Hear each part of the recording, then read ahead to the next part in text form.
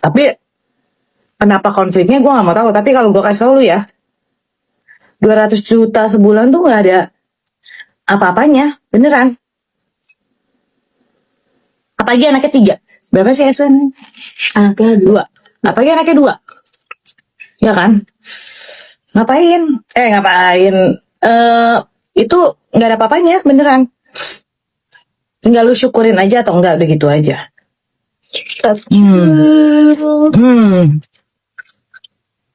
Beli atuh kalau ngiler mah bun. Ya kan? Disyukurin aja. Iya bun, syukurin aja.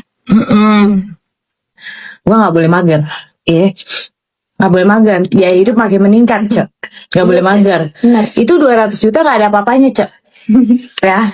Anak sekolah 2 berapa tuh? Ya. Jangan sampai nama sekolah kita ya. Anaknya SW. Terus bayar listrik berapa? Listrik air berapa, Cek?